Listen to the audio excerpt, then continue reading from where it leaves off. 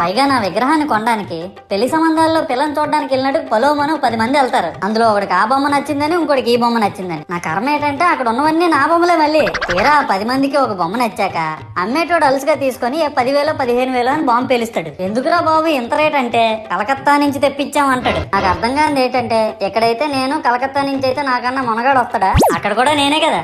ఇలా నన్ను బజార్లో పెట్టి బేరం ఆడి నా మొహానికి ముసుగేసి వ్యాన్ ఎక్కిస్తారు. ఆ వ్యాన్ డ్రైవర్ గాడు నేను ఉన్నానని కూడా చూడకుండా ఏదో ఆలోచించుకుంటూ డ్రైవ్ చేస్తా గతకల్లో గబ్బి గుబ్బి అని తించేసి నా కాల్లో చెయ్యి ఎరగొట్టేస్తాడు. ఈ విషయం చందాలు ఇచ్చిన చిన్నోళ్ళకి తెలిస్తే మళ్ళీ ఇరిగిపోయిన బొమ్మ పెట్టకూడదని ఏ బొమ్మ రాసి కవర్ చేసేస్తాడు. సరేలే జరిగిందేదో జరిగింది, నా భక్తులే కదా కూల్ బ్రో అని చిల్లయ్యే లోపు నన్ను పందిర్లో పెట్టి ముసుగు తీసి నాకన్నా పొడుగుండే సౌండ్ బాక్సులు 2 నా చెవులు పక్కన పెట్టి డీజే గణేష్ బ్రో అని చెప్పి నా పాటలను కూనీ చేస్తారు. సరేలే పిల్లలు కదా ఇప్పుడు కాకపోతే ఎప్పుడు ఎంజాయ్ చేస్తారు, కాసేపట్లో పూజ స్టార్ట్ చేస్తారని వెయిట్ చేస్తా ఉంటే ఆ 5 రూపాయల వ్రతకల్పన బుక్ చూస్తే అది ఎక్కడ